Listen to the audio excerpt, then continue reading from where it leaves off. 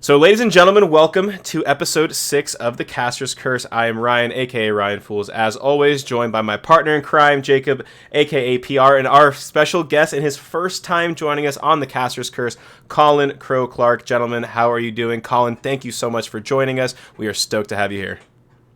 It's my pleasure to be here. I appreciate the invite more than you can possibly imagine. Any chance I get to chop up some Gears of War with two of the actual legends in this scene, it's my pleasure, completely and utterly. Jacob, how's your day going, buddy? Good stuff, good So stuff? far, so good. Yep, I'm always trying to stay productive, and then coming home to these gears because I'm always thinking to myself, how can I do more for what I want to do? And to me, this is a great show for me to be able to do just that, be informative in very different aspects from inside of the game, outside of the game, to the future of the game. So I'm doing great.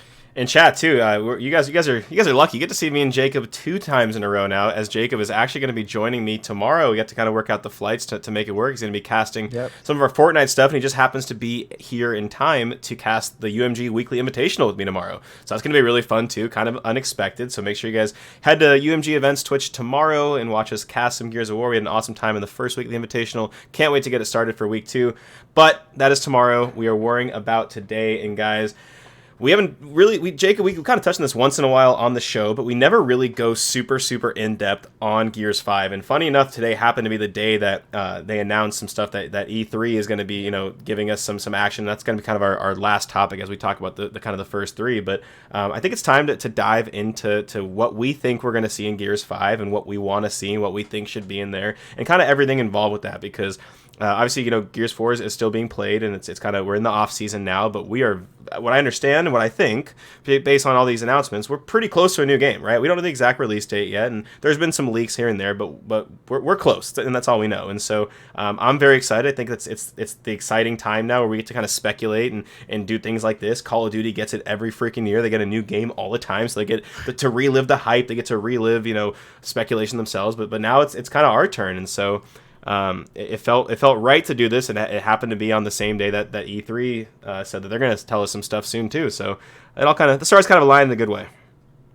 Yeah, I agree with it 100% because as the drought happens, the ending of Boston, things tend to unwind. You see players going to different games, but like we talked about, that's only going to happen for so long. Now players, thanks to you, Ryan, and UMG as well, they're speeding up that process, jumping back into Gauss 4, getting into the swing of things for the E-League Invitational for Gears 5. We got E3 not leaks, but E3 teasers for what the game's going to be like.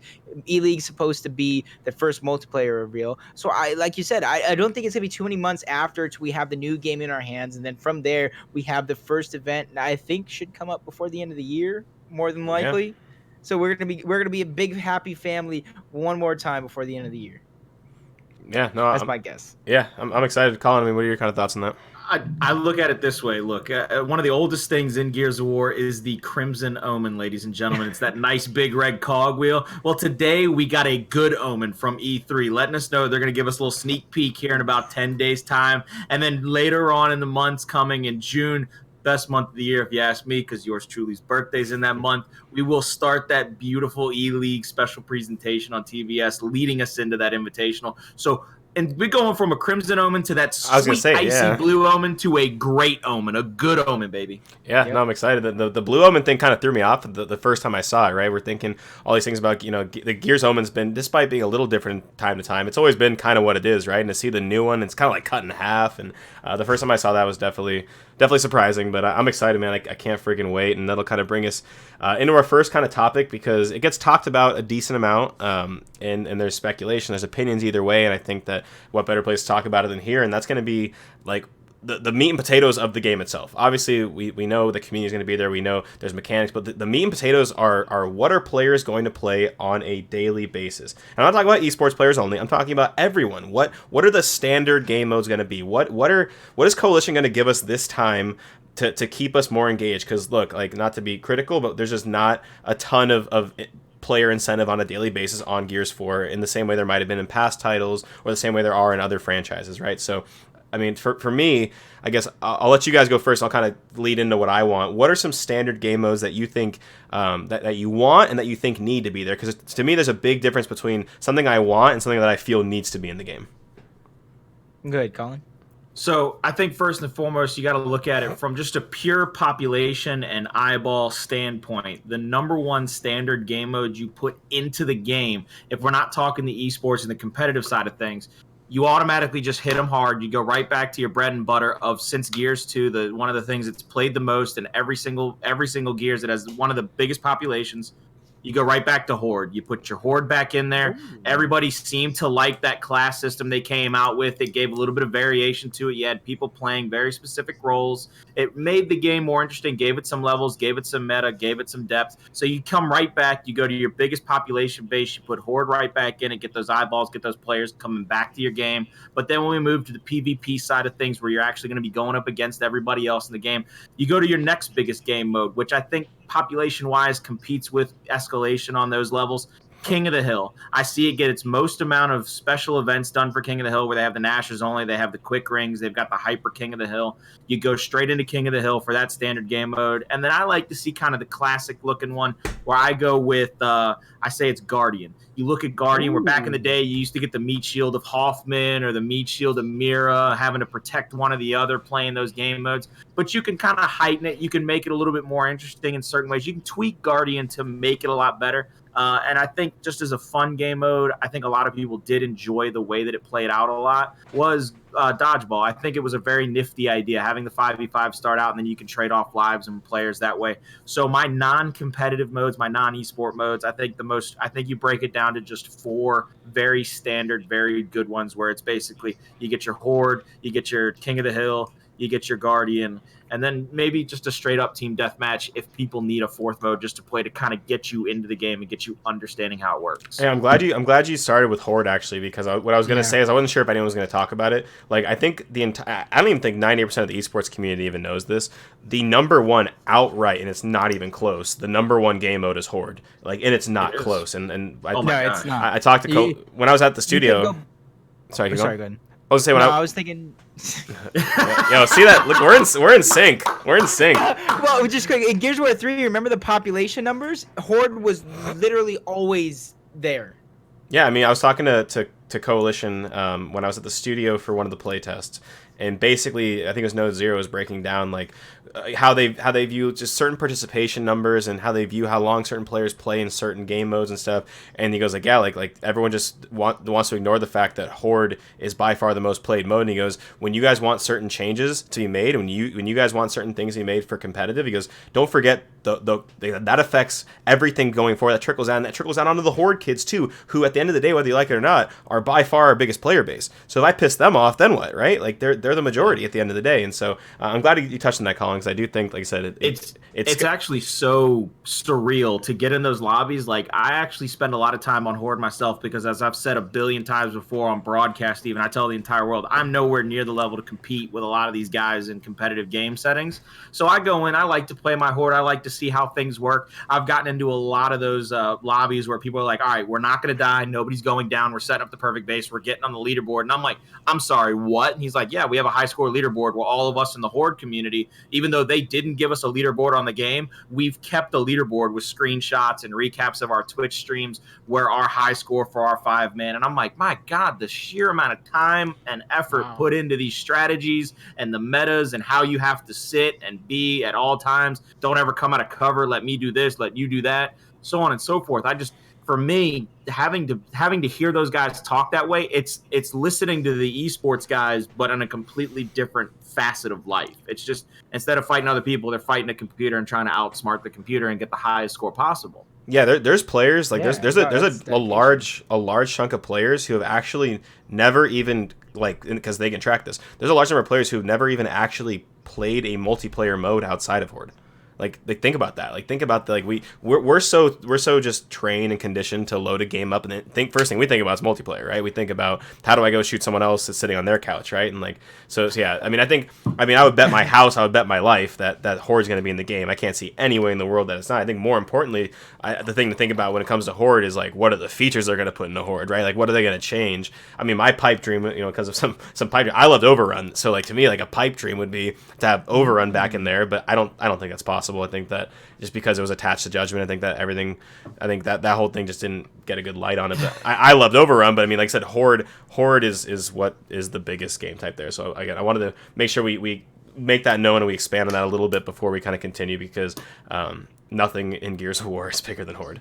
So Jacob, I know we kind of cut you off there, but I'll kind of let you go next. We're good, because like you said, we're kind of on the same page with a lot of our talks that we've had on the show so far. But I like what Colin was at with the Horde. Like you mentioned it being the biggest playlist, so I don't want to harp too much on that or talk about it too much. Koth, I think Colin's right on the nose. And I do think Guardian was a very good pick, because there is a really big scene for that game type, dating all the way back to Gears of War 2 when it was introduced. I know it was kind of in Gears of War 1 with Assassination. They kind of tweaked it for Gears of War 2. But that is a really good game type. Dodgeball being fun. But I also want to see, and I think it's going to be really crucial for this game type on launch to kind of be there, and that's going to be FFA. Yes. A lot of the time, these players get on the game. They don't really have a team, or maybe they're warming up by themselves, hopping in FFA lobby. I think that is going to be very well populated. And then some sort of boxes or wingman playlist. A 2v2 brothers to the end, something like that should be involved as well. But I think for the most part, you don't want to have too many playlists to where the numbers dwindle, and then sometimes it's hard to find a game. But at the same time, you kind of want to satisfy people. So maybe even think of the route of something where you get a playlist that kind of cycles, like you have your special playlist, something like that kind of cycles with the playlists that aren't as popular. To me, my favorite multiplayer experience out of any game ever was Halo 2. And that was because I felt like on Halo 2 that I could play and have fun in any sort of capacity I wanted to. And it didn't, maybe I was young, but it didn't seem oversaturated either, right? Like, I felt like if I wanted to play by myself, there's a way to play by myself. If I wanted to play with a duo, there's a way to play with a duo. If I wanted to play in a team of 4, there's a way to play in a team of 4. And then I mean, Halo 2 was such a masterpiece. I can go play customs and do whatever the hell I want to. I mean, every way in the world was amazing. But in terms of just the rank modes, in terms of the matchmaking, I could have fun in any way I wanted to. And that's how I've always modeled my brain after, like, the right multiplayer experience. And to me, you kind of hit two of the ones that I was going to harp on the biggest as my wish list ones. I'm with Colin about King of the Hill. I think it has to be a lock. TDM has to be a lock. Like I said, we already talked about Horde already.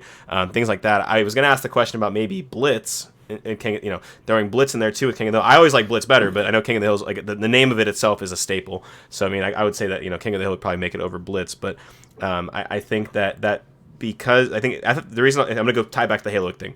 Free for all is the way I want to play if I want to play by myself. Judgment did a lot of things horrible, but Judgment did a few things right. And one of the things Judgment did do right was free for all. And free for all, I mean, again, we always forget Judgment existed, right? We forget that it was a thing because it was so you could be Superman off buildings. You had one weapon. You couldn't go down. There was no locust. Like, again, like Judgment. I'm happy to forget Judgment, but it did some things right.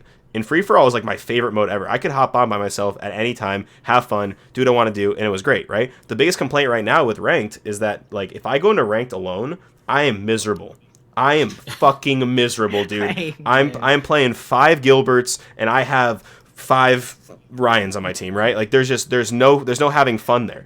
And so, and to be honest, beyond that, I mean, what else can you really do to have fun by yourself, right? Like, now there's the boxes stuff, but even that's 2v2. But back to my point is, like, there's nothing to do that's fun for just you right now. And so that's why I think that FFA is a fantastic idea, and I hope they would bring something like that back. And then to your point about Wingman, if I want to play with a buddy, because 5v5, I mean, that's a lot of people, right? At the end of the day, even if you go in with your buddy and you play ranked with 5s, 5 Gilberts are still going to fry you. So, like, I think that Wingman solves the problem of playing with my buddy.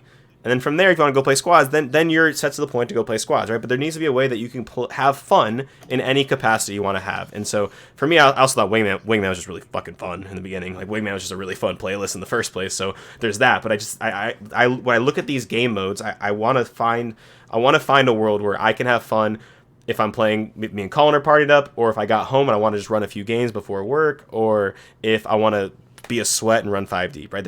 I think there needs to be a way to be happy in any capacity, and that's how you retain a player base. That's how you have someone come back. If I go play ranked and I get shit on over and over and just not have fun because I'm a single against a stacked team, right? I might not get on the next day, right? Peace. Right? Something that I had talked a lot about with a couple of devs. Like, I talked to Node Zero about it because one of the things that I always thought would be an interesting concept to do with entering into ranked playlist is adding a feature to where and I know they can track it because other games have had something of that nature before put into it. But basically, having when you go to search for escalation, you can literally click lone wolf, where it's like if I'm queuing by myself, I click lone wolf, and I will only be matched up against teams of 5 other lone wolves, and I will have 4 other lone wolves. They to where they you're tried not. that in Gears 3. I'll say I don't know if you could, remember that. yeah, you could, there was a solo list. Something And- similar, yes. Yeah, but what I'm saying is like they took it out, and I'm not sure if it was too complicated, if it didn't have enough support to keep it going, because that was also my big concern with why I kind of broke it down to those 4 primary game modes. I love and want the idea of a free-for-all or a wingman in the game. I just worry because one of the things you see in this game is so many of the playlists have no players in them whatsoever because there's just too many options, I guess. Sometimes too much of a good thing will come back to bite you. See, to me, I would personally, I would sacrifice, like you mentioned, dodgeball. I would sacrifice a dodgeball. I don't know if at this point you can get rid of Warzone and execution has got to stay. But I wonder if like Warzone. I mean, it seems like a staple. They almost also got rid of Warzone at the end of Gears 4 anyway. I mean, I know it's a staple. So I wonder if that's on the table. But I'm with you. Get rid of Warzone, dodgeball, arms race. I like arms race personally. Arms race is a fun mode, but if you're looking at how to sacrifice or what you would sacrifice in order to allow those player bases to not be undersaturated in certain. So a few people in the chat actually mentioned a point I was going to bring up in the esports mode, but it actually kind of ties into this too. Is capture the flag. I want to know your guys' thoughts on capture the flag because I think I'm one of the few people that thinks this could work too. I think it could. I actually think it could work. And you referenced Judgment. I want to reference Judgment because a lot of people did not play this game mode because they went back to the other Gears. That breakthrough game mode was a decent foundation for them to start with a capture the flag game mode because it was a capture the flag game mode. Obviously, there was a lot of flaws in it in terms of like you couldn't reset the flag, like you couldn't like pick it up after like a certain point. It was kind of flawed, like I said, but it showed that you could add a capture the flag game type, and with the right tweaks, it could work. And I would love to see them try and at least go back and look at that game mode breakthrough and see how or what tweaks might need to be made. I think it has to be a neutral flag, though. I think it has to be a neutral flag. No, I agree because you could easily can. I would do the capture the flag idea, but instead of having it go across the map, because one of the things that also capture the flag wise in a lot of other games is the first person mode, which is also why I would never want to see a search and destroy variant in Gears. Third person kind of helps that campiness. Like it kind of prevents you from being able to be shifty a lot of the times because you can just use that third person camera to spot people. I would almost want to see them do, instead of a capture the flag, more like an oddball from Halo, where it's like you got the jackbot and somebody's carrying around the jackbot from the campaign. Both hands are having to hold the bot, and you have to either hold it for points or for it to repair, whatever it would be considered. But it's like, instead of having to get it from one side or the other, you're just having to basically play, diamond formation around the president, protect the president type style. Yeah, I mean, that kind of fits with, like, a single flag. Like you said, like, the idea that, like, you have to force the movement. Don't make it where it's based on, like, where you spawn, right? You have to force the movement to an objective, right? Whether it's, like I said, an oddball or whether it's a flag, something that's in the middle that forces... Because, like I said, third person, whether we like it or not, it's going to always... inherently have a little bit of camping, depending on what the I don't know what the word I'm thinking of is, depending on, like, I guess what you're playing for, because you can see so much end of the day, right? If you can see that much and so can your opponent, like you're less inclined to move. And so, like, I'm going to bring this up when we talk about execution also, like there needs to be something to push the player. And obviously in objective modes it's pretty easy, but it's a matter of like what you make the objective, then from there, like how do you use proper scoring and things like that. But I think I totally think it could work. I don't remember how it worked, but remember Gears of War 2 Submission? Yeah. A literal bot on the map, and you got to down him, grab the meat, and then walk it to a certain point. Oh, yeah, it was... on the point, yeah. It was Prescott, wasn't it? Game, I would love to at least see that at a high level, at least an opportunity to see something like that at a high level, and then from there we can make the proper tweaks and adjustments to see something like that work. But I love the idea of the bot could chunk you too. Do you remember that? Like the bot was a beast.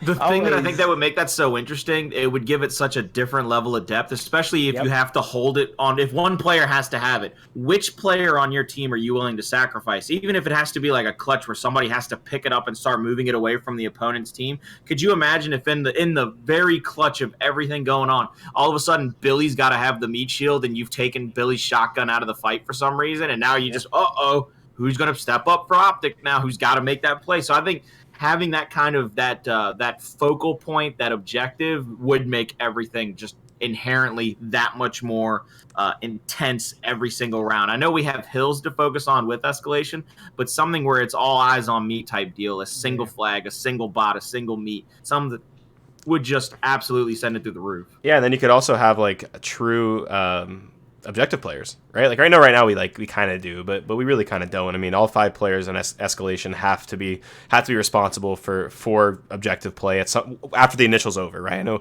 the home hill guys always looked at as kind of an objective player, but at the end of the day, like all 5 players have to be able to do kind of hill work. But in this case, like you could actually have potentially objective players, and then take it a step further. What if you have weapons in the map? So then you got to make those decisions now too. Do you go for the weapon versus the objective? Do you use one to play for the other? Do you use one to defend the other? Do you use one to, again, there's different layers you can think about it at, and I just think that an objective game mode done the right way would be really, really cool for Gears, because I don't think we really said in Gears 4, do we have an objective mode outside escalation? Like, do we have a true objective mode that really did anything, right? You have King of the Hill that breaks down into I can get 148 kills. Right, and King of the Hill is just used as a warm-up at this point, right? And like I said, yeah, I guess Guardian would be one, but I think we all agreed, like, I mean, Guardian wouldn't be the best.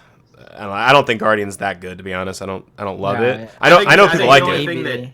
I think the thing that helps Guardian in Gears 4 comparable to other games previous is they moved the way that the spawn system in Gears 4 works with Guardian to where now you spawn with your Guardian no matter where he is on the map. So if you continually like push across the map and your Guardian continues to push with you, as your teammates respawn, they respawn. So it's almost like a weird kind of domination setting where like you can continue to take more and more control over a map and force a team into a spawn point almost, and then get them trapped. Okay. I think that's the only improvement they made to Guardian with Gears 4, to be honest. And also, Jacob, just to think about too, we always talk about like the content side of things also. I think game modes, going back to one of them we talked about, this kind of just came up to me. Like, I think a game mode like Free for All breeds content as well. I think that gives more opportunity, because the more these guys can play by themselves and have fun, and I'm gonna go in on this when we talk about this BR, baby. The more you enable players to have fun by themselves, I think the more you're gonna see content creators, you're gonna see more pro players being more inclined to stream right now, because like right now no pro likes to go play ranked by himself, or if they do, I try it and it's right, and it's literal not fun, and there's very few things you can actually do to where you're playing ranked by yourself to make it fun. Right, and so like I never felt, and this again in Gears 4 I'm not that good at it anymore, but like I never felt like I never felt the urge to like go play ranked unless I know I have like my old teammates with me, and I know that I'm gonna have some backups to face the 5 Gilberts. the five final bosses that are waiting at the opposite home hill, right? So I think that enabling, like I said, I'm going to keep saying it, enabling players to have fun in any circumstance helps in more ways than I think we can imagine. I still want Overrun, by the way, but I at this point I'm starting to give up on Overrun. I think Overrun was an amazing time, but I don't think it ever stuck.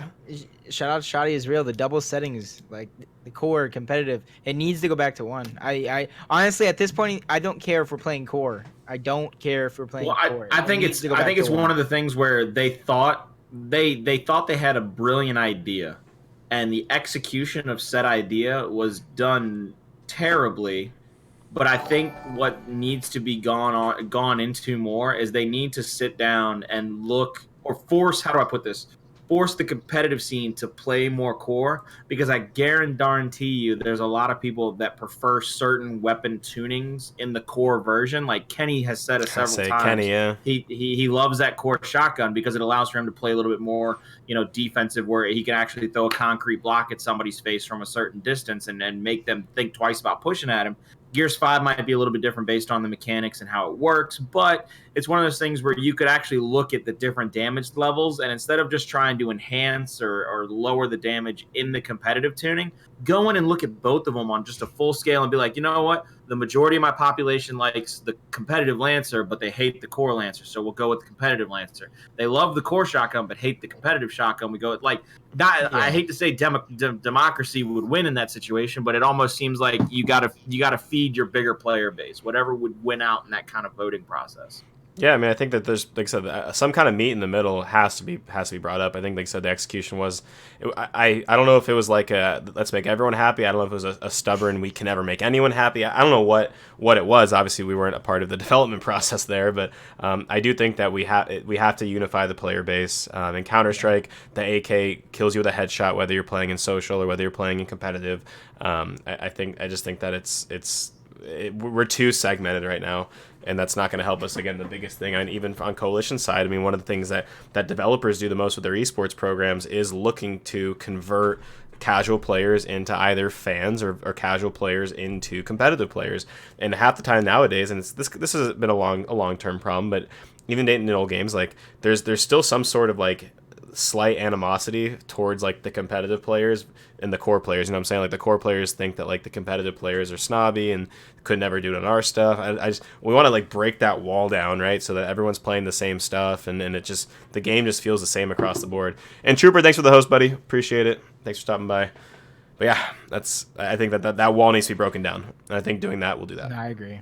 No, I agree with you 100% because like I really don't know what happened with like the way they wanted competitive settings, and then immediately as the game's going over, everyone's like, I would rather the core shotgun. Like to me, that I don't know exactly how that happens, but we need to realize, like you said it with Horde, we need to realize that there's more than just us playing the game. And not only do they as individuals need to compromise, we're saying like they don't matter, this, that, but we need to also have those compromises. We need to realize that, like Ryan said, you change one thing for us competitive players and it changes it everywhere on the way down. And we as competitive players need to realize that and then start to think about, okay, we changed this, we changed that. How do we change what we need to change without affecting the 70% of the players that are playing the game in story mode and Horde and then the other playlists as well? And I think coming out the gate with the universal tuning will eliminate a lot of like I said, that back and forth stuff. Like if you come out the gate with one, then it's just about tuning what everyone plays. There's no more, okay, well, this will affect these guys. Okay, this will affect those guys. It's like whatever goes in affects everyone. And that kind of is what it is. And like, Jake, I'm not sure if Eric and Colin, if you guys have seen like the shoddy chart. I think Node Zero put it up on one of the, what's the video series he did in the cogs or something like that?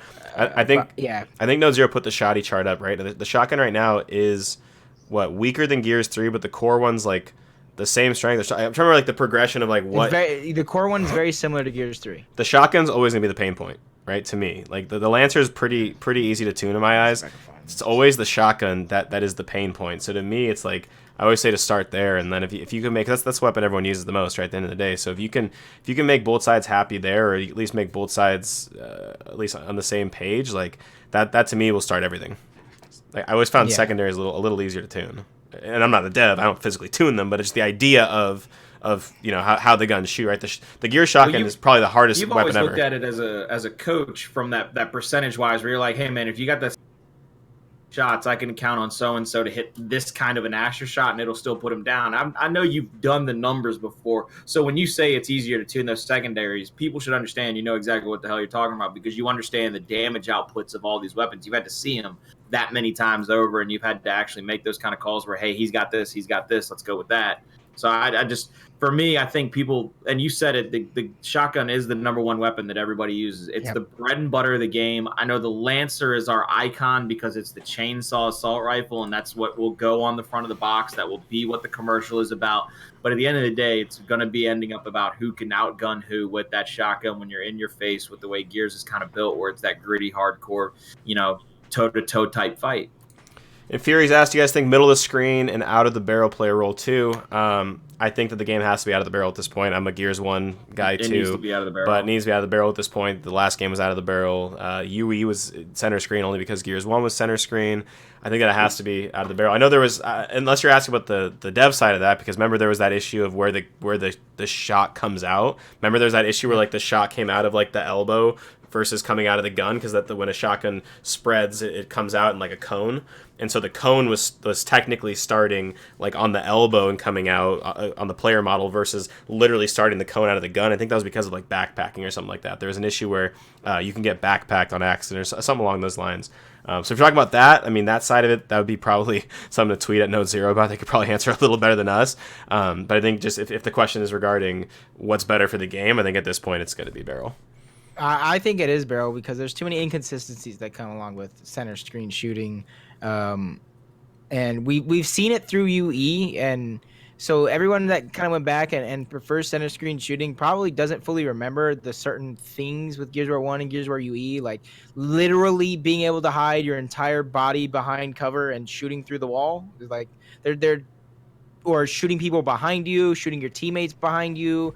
Um, the depth, like Ryan explained it, like with the coming out of the gun and the elbow, it's even further back when it comes to center screen shooting. So like you guys, unless you get used to it after a while, at least on that aspect, you're gonna have those inconsistencies as well of where to shoot. So I don't like center screen shooting at all, and I think kind of what you said, it needs to be barrel or elbow or however they do it like that. And plus, it's more realistic and it allows you to aim, to me, a little bit better. But I also do think that is the reason why reaction shots are possible for the most part. I don't think there's, like I said, I don't even know if we need to spend a ton of time on this. I don't think there's any reason why they would go back to center screen in the first place. Like I said, it's just from even a logic standpoint, the bullets have to come out towards the gun. Now I know there was a lot of beauty in the center screen and a lot of beauty in the Gears 1 shotgun. And I agree that it was one of the most balanced shotguns, despite the fact that the Gears 1 shotgun, we all forget, actually had a random pattern. So there was always a little bit of RNG involved in the first place. We always forget that too. But I think, again, it has to be the barrel. So I think unless you guys have anything else to kind of go through on standard modes, it sounds like we're all on similar pages. I think we're all pretty supportive of a new objective mode. I think that the ones that have been tried in the past have some redeeming qualities, but I think we're on to the agreement that we either want a bomb or an oddball, some along those lines, or obviously a flag where like it's something neutral, something to play for. Jacob, you sounded pretty spot on with what I want when it comes to FFA and Wingman, and Colin, I'm not sure what side of the fence you lie on that one, but anything else before we kind of move on? I mean, that's really it as far as like standard codes. Search and destroy won't work. Attack and defense with being able to hide behind walls won't work. That's just the simplest way to put it. Yeah. Alrighty, well, if that's what we got for game modes, I wanted to start with standard modes because I think part of that feeds into our next topic, which is going to be the very, very, very, very, very popular conversation in Gears of War Esports, and that is multiple game types versus escalation only. One of the most common questions I get asked in my chat, no matter what I'm streaming, is, do you think we should have multiple game types? Do you think we should have execution and escalation? Do you think we should have X, Y, and Z? We're going to talk about it because I have a little bit of a contingency, so I'll let you guys go first, and Colin, I'll let you start. What do you guys think about the whole multiple game mode thing, esport modes, what we should play in Gears 5? So I love, and I'm probably one of the few people on the planet that will say this and fully 100% mean it. I love the idea and the way that escalation is played, because there are times where momentum swings and there's no getting it back. I mean, it is so far in the opponent's favor that you are just fighting up a mountain and you're going to die at base camp. With that being said, though, I do not like having to see 3 straight maps of escalation. I wish... It's exhausting. Beyond all doubt. I love escalation. I love the way that it can play. But I want it to be like this. If me and PR are playing for however much money on the planet, big old jackpot, PR beats me in the first map, and then I beat PR in the second map, well, that shows we're decently even at escalation. It could kind of be a coin flip, but I want it to go back to the heart. I want it to be, and it's the reason I left it out of my standard game mode, soliloquy. I want it to be what Gears of War was meant to be, and there can be a tweak in there. There can be a way to make sure that it doesn't become a camp fest. But I want map 3. I want that tiebreaker map to be execution. I want it to be me versus you, and who is better. Who can kill who better? Because at the end of the day, it's right in the title. The name is Gears of War. And at the end of the day, what war is about is not who is right, but who is left. And escalation doesn't exactly prove that on all fronts. Sometimes you got to go back to the bread and butter and get that execution going.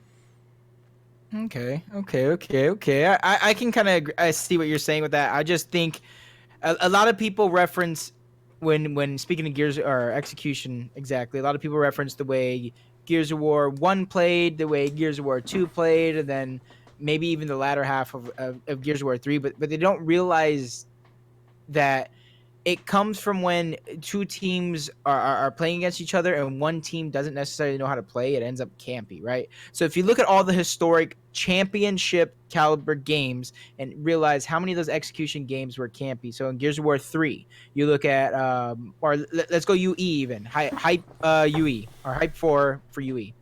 Not very many campy games, although there were a couple of examples of it. Gears of War 3. In the beginning, there were so many campy 7-round rules, but when teams developed strategy and really realized how to play the game and how to play in an aggressive way to where it didn't allow it to be campy, example, Synergy, Throwdown, Glory, those teams knew how to play the game and they didn't allow it to be campy. But then you look at teams like, I'll even throw my own team, VXC, as an example. When we played maps like Old Town, we didn't really know how to get in your face. We didn't really have the Slayers. So we tried to play a team game, and that's when it became campy. So when teams didn't really necessarily know how to play a map, that's when it became campy. So that's what the problem with execution is at first. And I don't really want to go back to execution because regardless of how you know how to play, it allows for a campy option. But I just wanted to break down why a lot of people think execution is campy. I don't think it belongs in our cycle anymore, and I do think we have ideas and things like escalation 2.0. I don't want the escalation we have now. Capture the flag. I like your idea of the oddball game type, and then even some sort of submission for Gears of War 2. I think execution is too opportunistic for a campy style of play, which would be counterproductive for what escalation would be in the first two maps. So here's my kind of take on this, and I have a couple kind of contingencies here. So I am with Colin, and I actually love escalation. Like I actually do. I think that it's got issues, like many game types do, but I like it. I like the pacing of it. Here's my biggest thing with escalation and execution living together, because Jacob, like you said, execution it does get campy sometimes. And if you guys can hear my dog in the background, I apologize. My wife just got home and the dog goes nuts, so apologize if the dog is getting in the mic. But basically, escalation right now, more than anything, more than any feature that I have a gripe with, my biggest problem with escalation is that it's too damn long. It is exhausting. It is, like I said, 40. I cast it for the first time at the weekly invitational last week, and few of our matches went like round 13. I'm like, yo, this ain't it, right? Like it's exhausting, right? It's especially exhausting to play. It makes practicing hard, but if it was shorter, I would like it a lot more. And I think that it could live in a world with multiple game types if it was shorter. Here's my problem right now. Let's say you bring execution back. Let's say we have the world, Colin, where it's 1-1. It's time for the tiebreaker. Okay, map 1 was 42 minutes. Map 2 was 38 minutes, right? So those are really long maps. And then execution in comparison to those maps is nowhere in the same realm of time for the most part, right? Rounds in execution can go like 30 seconds or less. And I know once in a while escalation rounds can too if you get wiped and trip capped. But for the most part, like I watched a 4v4, I casted a 4v4 execution on Gears 4 for a UMG, and rounds were ending in seconds. And I know with money in the line, more money in the line things are a little different, but like I just don't think that you can have these two game types living together if execution or escalation is this long and execution is this long. It's going to make the cycle really weird. It's just not going to fit right. And like I love like Call of Duty and Halo. They have these multiple game types. They have these very very series that go up and down, and you get the search and destroys in there, and those are important. And you have the hard points, and those hold their own value. Like I think that's great, but I just don't know. Like I think that escalation has to be brought shorter, and I don't know what even the answer is for that. Besides I think less rounds. Maybe make the hill caps 2-1 instead of 1.5-1, so you win those rounds faster. I just think that game mode, beyond the multiple game types, that game mode needs to be shorter, no matter what it is. That game mode is just it's just too fucking long, right? So that needs to be short. That needs to be short in the first place. But then that's the way that it could live alongside. Let's say we have a world where we can do best of fives now, right? And you can have like COD has 2 hard points, 2 searches, and then the control. Let's say we have a world where you can have 2 escalations, 2 executions, and then a capture the flag in the middle. Imagine having like something like that as your cycle, right? So I think it'll work, but I think it has to be just really, really heavily condensed. I think one of the things that worries me about ever having the conversation about shortening escalation, though, is with all the conversations I've had, escalation was supposed to be built kind of off of the League of Legends or the Dotas of the world, where you have the mid lanes, you have the lane coverage, and those maps and those games actually build over time and then have a climactic conclusion fight. So for me, it's one of those things where I look at it and I'm like, I don't think they're ever going to do it, because the people that initially thought of escalation as a game type are too in love with what they wanted to base it off of to ever change it. Yeah, I mean, like I said, there's maybe other ways to do it, right? Like I said, the 2.1, or sorry, the 2 to 1 instead of 1.5 to 1 for the hills, for example. That'll make rounds finish faster, right? Or maybe condense the amount of time between rounds that you can choose a weapon on, or like I said, like just little things that buy you more time. Because dude, it's too long right now for a long series. And then if you put a long map like that and then couple it with a next map that could last 7 minutes or something, or 10 minutes, right? That's just it's gonna flow really weird. It's gonna look weird. Yeah. It's not gonna, they're not gonna be the same weight to me, in my eyes at least, as a competitor, as like a viewer, whatever seat I'm sitting in. It's just gonna be kind of odd to me. So I think that multiple game types in my eyes can live like that. But if escalation isn't going to be changed at all in that format, like I don't think you could do multiple game types. I just don't.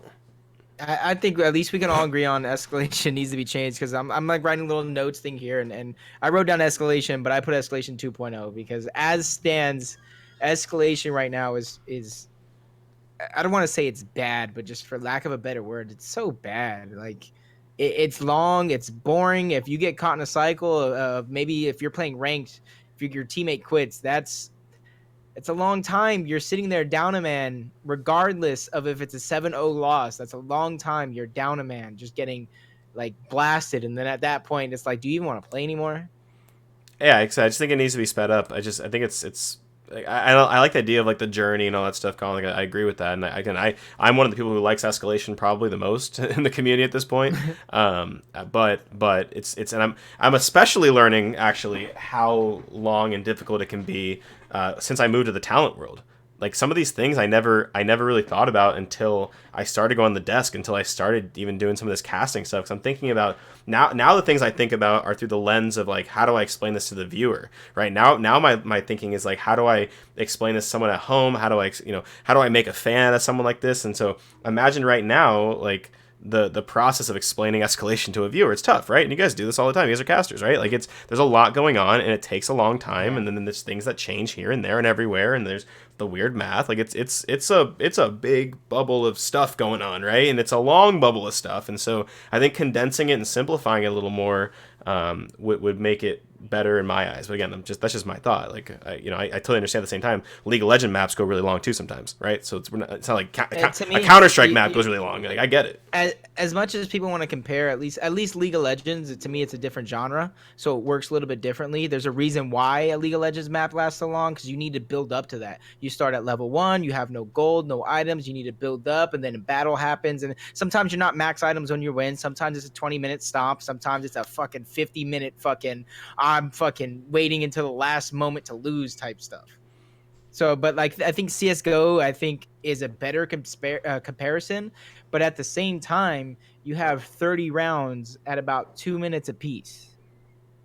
Yeah, I mean they're controlled. Like, they're controlled rounds. It's single life. You can't fully compare that as well, because literally, if you go to the distance, and let's just say every round's the distance, you have like an hour map. But like you can obviously shorten it by winning, by being better. Because I've seen some 13-2 halves. I've seen some 12-3 halves. So to me, it's like you can't.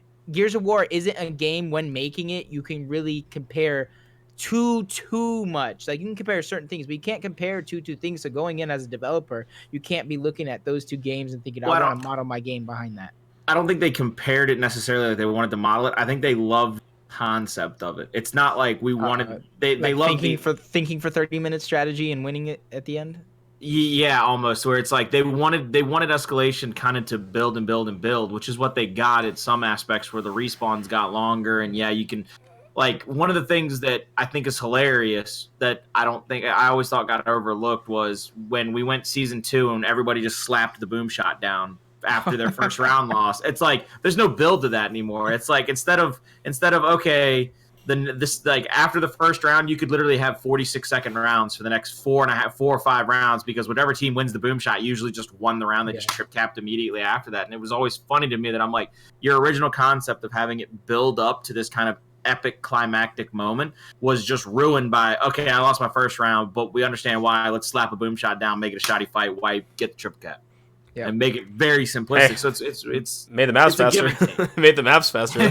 So I'll take that. Made it faster. Go ahead. I'll say this too. It'll be like a combination of Jacob's sort of execution points. I think to me, also, I think we forget. Like I said, we talk about execution and we're doing some stuff with a little bit of money in the line here and there, and it's fun. But we also forget what execution is like with big money in the line. Like real money in the line, right? We saw it in UE. It got really campy, and that was UE, and I get it. But I think that also, if execution is going to work from an esports perspective, execution needs to be changed a little bit too, right? I don't think execution is the perfect game mode as it is, at least in a competitive sense. I think there needs to be something to move something on the map, and that could be Avalanche is a great example. Avalanche the boom would come at some point in the snow, right? Or throw the fucking Fortnite storm behind them, or throw the Fortnite storm somewhere, and you got to move, right? Because if you don't, we're gonna get stalemates. I've been doing this long enough, and I know you guys have too, to know when big money's on the line, teams are gonna just camp it out if they have the opportunity to. If they don't get the advantage they want, they're gonna camp it out, stalemate it, and try it again. It's happened across how many titles now? Again, I'm from the Gears 1 days too, guys. I love execution more than anything. I would love to have it there, but just at some point or another, I think we a lot of times we just forget what was in front of us for a while. Yeah. That's the only thing I'll give Escalation, right? It's constant action. Like, it's constant stuff going on, right? You have setups sometimes, but then they're spawning up and throwing smokes and going. So, like, at least there's stuff at all times. Like, my Taylor, the caster with me, was saying, like, dude, this is just constant mayhem. There's just shit going on all the time. And I was like, yeah, it's a lot. It's a lot to throw at you at once, right? And that, so that, you know what? Escalation does have that going for it, too.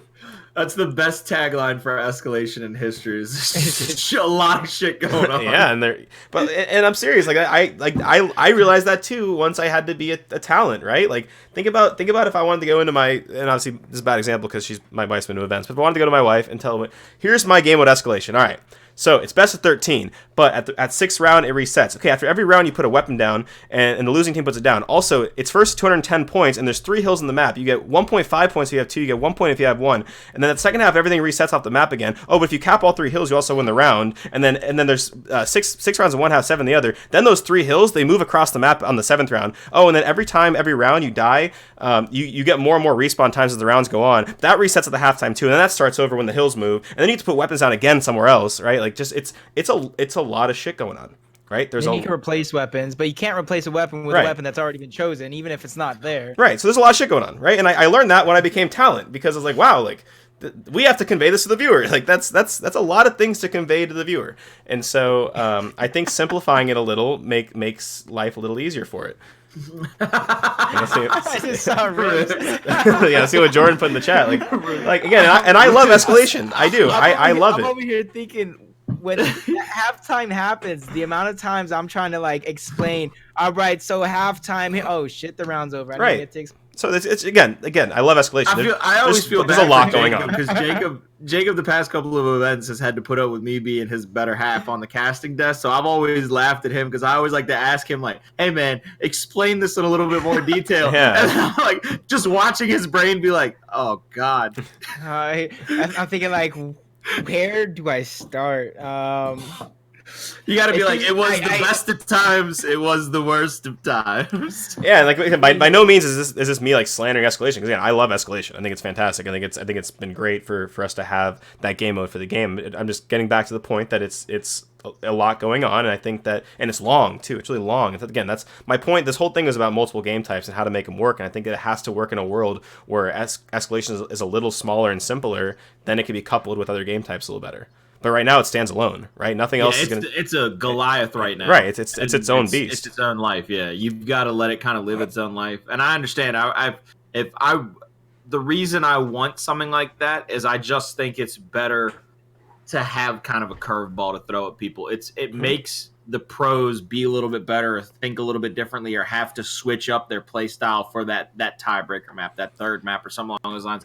But I completely understand the argument that right now Escalation is just its own Goliath, and you can't hardly get over that wall if it stays the length that it is, and you can't have anything come behind it because it's basically just it's letting out the air of a helium balloon. And from our angle, multiple game modes is better from the talent side. It's better from the casting side. It's better for the broadcast too, right? We get to talk about Call of Duty. Gets to talk about certain search and destroy teams, right? Teams that are slacking in Respawn, teams that are slack, that Search and Story wins championships, right? But then, 100 Thieves for the first time ever won an event with a negative search record. That's like never happened before since whatever the hell year, right? Like it makes our life easier with multiple game types too, but I don't want to just force it. I don't want it to be forced and bad. I want it to be done the right way. And so to me, if one of two things has happened, execution needs to, in my eyes, needs to be changed a little bit as well. And I think escalation needs to be shorter. And then if those are the case, then in my eyes, they can live together.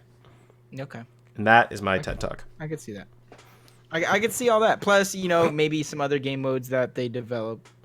Yeah, and again, we were spitballing objective types. What if we get a fucking badass objective type we can mix in there too, right? So again, the idea of multiple game modes is fantastic, but it has to be under, in my eyes, a few circumstances. It's in my eyes. I only got one set of eyes. You sure? Yeah, I mean, you never know. Right? That bird behind you looks I like see a second set behind you. Yeah, it's a pretty big ass set of eyes right there, right? Yeah, always watching. It's always keeping an eye. But yeah, you guys, anything else? I guess for the multiple game types, for the esports modes, like I said, it's a. I just hope they're good. It's a multivariable thing. Any and all modes we get, the only mode I really hope and pray we do get, to be completely honest with you, Ryan, is a true blue theater mode. Oh hell yeah! That's the mode I'm praying for. Also, to go back to Jacob, the FFA thing, we're doing like the boxes stuff right now. Imagine you could run FFA tournaments. Halo does that. 10-man FFA. Every Halo event, there's an FFA. Don't forget too, Halo has fucking FFA players that only come for FFA. So imagine we started having only boxes players. Right, we have boxes. Imagine setting that shit up, right? FFA is a huge part of Halo. Right, there was the ogres would go win both of them sometimes, shit like that, right? Like that's where Pistola came from. Imagine, one of the greatest players in Halo history comes from FFA. So imagine that world too. And that's we'll kind of weave in the first two little topics there. So I'm thinking about this stuff. Yo, you're always 2 steps ahead of the rest of us. Trying to be, it's just all-star champion for a reason, Oh my god! Never gonna let him live this down. I'm gonna be on my deathbed. Ryan's gonna walk in and be like, "God, remember that time I beat you in All Stars?" Hey, the longer it takes for Gears 5 to come out, the longer the time that I am the reigning All-Star champion until we have the Gears 5 All-Stars. So yeah, I got a crown in my office somewhere. Here it is. You know what? Just remember, your one loss at shuffleboard is the yours truly. All right. This is me. If you guys can see my camera, this is me when it comes to All-Stars, baby. But yes, you're Icon. You did end my shuffleboard rampage. You are correct about that. So I will let you have that one. That's my one crowning achievement. What did you do? Buy him a Sprite? Like. No. I didn't remember. We ain't talking about it. Jacob. We ain't talking about it. What happens at Gears events, stay at Gears events. What happens in Boston at the shuffleboard table stays at the shuffleboard table. I got hugged by Benson one too many times to talk about what happened at that shuffleboard table. Yep. All right, well, we will move on to what could even be our spiciest topic for all I know. I know we've gotten into some shit so far, but we can get into the real spice, because it sounds like we already have a little bit of disagreement. And that is Battle motherfucking Royale! I'm hyped. I need it. I want it. I want it bad. A lot of people don't want it. I've noticed from my chat in the past, but I want it. And I'm going to tell you why. Right, give me your take on. I want you to go first. Because if I'm the one that's disagreeing with you, I need you got to say so that I can break you down like a shotgun, baby, and corner the market. All right, so I'm not going to give you this whole thing like, okay, like I've seen in my chat like, oh, Battle Royale could bring Nick Mercs back, and it could bring that. Like, all right, like let's cool it for a second. Like, I'm not going to go that far, right? But I'm going to tell you a few different things from a few different angles. I guess we can maybe get into, we'll go back and forth, I guess, on how it could be done. Because you even said, Colin, you think it could be done. If it's done right, it could be good, right? So we'll get to that in a second. But I think that, like, from an exposure standpoint, I'm not saying exposure because Shroud's going to play it, because, he probably would. Probably right. All the big streamers, Ninja will probably play it too when it comes out, and then they'll put it down. But it adds, in my eyes, longevity to our game, because it's just another one of those examples that I talked about where players can play on their own, content creators can play on their own. And again, it needs to be done right, and I'll go into ways I think that it can be done right. But imagine from a Gears perspective world, right, where like if you go to Call of Duty right now and you go to Call of Duty Twitch streamers, the bulk of them, like some of them, it's gonna be like the Optic guys no matter what they do. But for the most part, the bulk of the streamers right now on Twitch are playing Blackout. They're not playing ranked on Black Ops 4. They're playing Blackout, right? It is a huge tool and another thing that's always engaging. It's always fresh. Whether we like it or not, we're in the Battle Royale era, period. Like, we're in the BR era currently. New BRs are coming left and right. It's the thing right now. The average player's attention span is so small now that these games are what they want. So from an exposure standpoint, it's huge for us. Also, it gives players something great to play. All the pros play fucking Blackout and Call of Duty. And imagine, guys, like, picture this in your brains, where you get to like spawn on the map, and this is my vision for it. Imagine you get to spawn on a map, and you could choose to drop Gridlock, or you can choose to go drop Raven Down, or you can choose to drop Reclaimed. Imagine just, and those are just spitballs, but like, imagine building a map out with all the different scenery on all these maps across all these titles. Some of them are on beaches, some of them are in like industrial areas, some of them are in the snow, some of them are here, there, and everywhere. And imagine that masterpiece being built, and then you being able to navigate that in a mode. And again, battle royales are fun. People like them, right? And you die, you hop right back in. It keeps people on the title. And again, we'll go into the mechanics of how to make it work. And I think that, it can't just be the same cut and dry damage ratios of the regular game. But again, I'm using the Call of Duty as a thing. Obviously, I mean, I could talk about Fortnite and Apex and shit like that. That's really easy because they're big. But like, just look what it's done for Call of Duty. Like, why wouldn't we want that? Why wouldn't we want something that is attracting the current market of gamers? Why would we want something that's attracting content creators? Us as content creators now ourselves should be chomping at the bit for something like that. It's always fresh. It's always different. It gives you opportunities to build. It gives our pro players opportunities to expand their markets into more casual audiences. Just in so many ways, I don't see any world where it could be a negative for us. Now, I didn't even talk about how to make it work yet.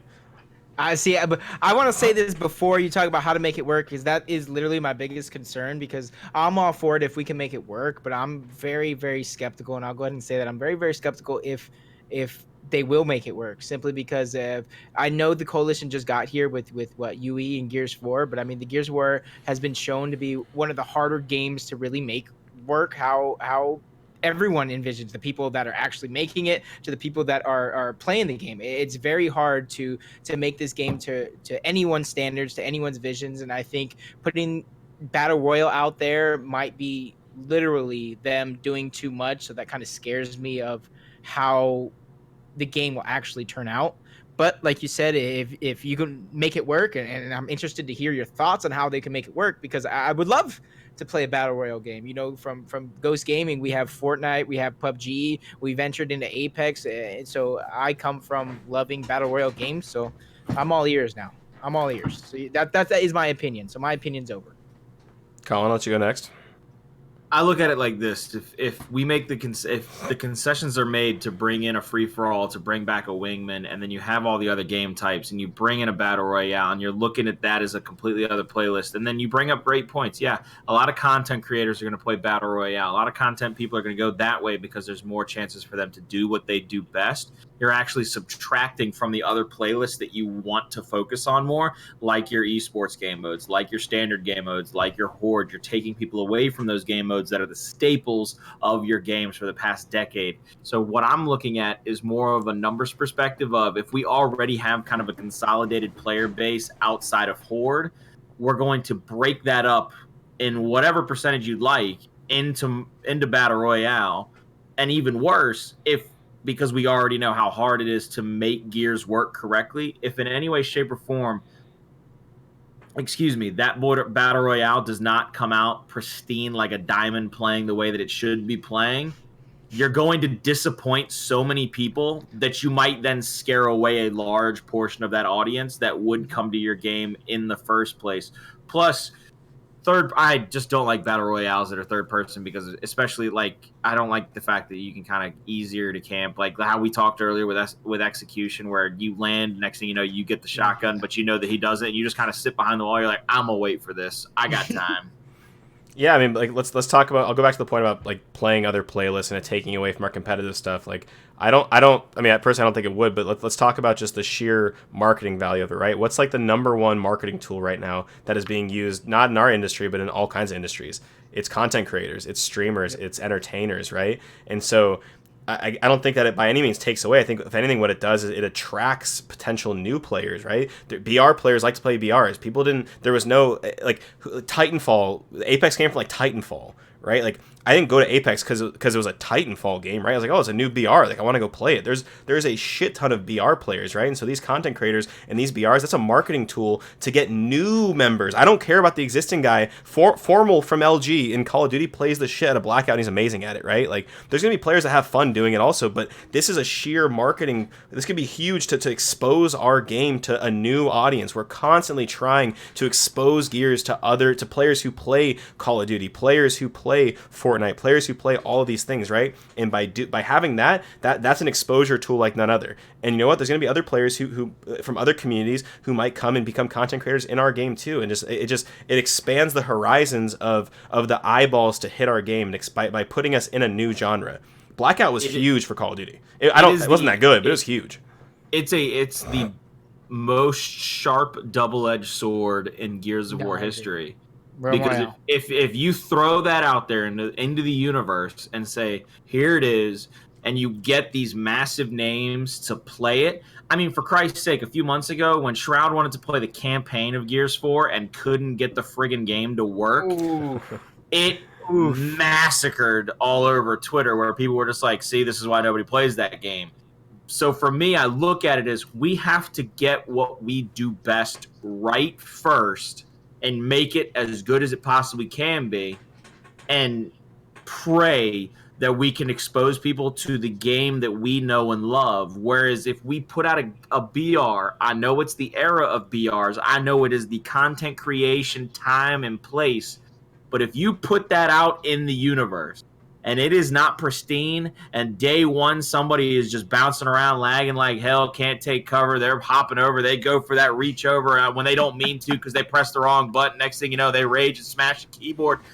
The rage might get 100,000 views on YouTube, but you run that risk. There might also be 100,000 people that fall off your game because they don't want to have it happen to them. You run that risk playing regular Gears, though, right? Like, you run that risk. Lyric was running around the fucking Gears 4 beta, just calling it an absolute shit show, saying, what the hell am I playing? What is this? What is that? This is horrible. And that was traditional multiplayer, right? So that risk, Gears is a hard game at the end of the day, right? Gears is it's a hard pick up and play. It's a hard mechanical game. But if anything, I mean, the bar is set lower in BRs because if you spawn in and die, you know what? You just jump right back in. That's the beauty of it. That's the beauty of it, right? If you get smoked off spawn, you jump right back in that battle bus or battle mobile, or the fuck they're gonna give us in a Gears BR. Jump in that King Raven. Jump in the Raven, baby, and fly back out until you figure it out. Helicopter. It's one of those. Again, I don't see any downfall to this. Literally, and you know what? Let's say we expose the game to a ton of new people. All right, who's more likely to go play Gears multiplayer? The guy who's playing the Gears BR, or the guy who doesn't give a shit about it? Right, the guy who's played the mechanics, he might say, "This is pretty cool." Like, I know that this isn't the only thing I can play. Like, let me go try to, I think I could shoot pretty good. Let me go try it when I always have a shotgun in my hand. So I don't know. I can't find any negatives on it. I can only think of from a community perspective, from like a game perspective. Like, I can only think of like positive things that it could do for us. You're looking at it through rose-colored glasses. I'm looking at it as if it's hand, and it's in a baby's hand. My thing, it goes back to, I guess, what I said earlier is like I would love more than nothing to have a Gears of War BR that I could play, because the title has kind of grown on me. When H1 first came out, I didn't really care for BRs, but then it grew on me, right?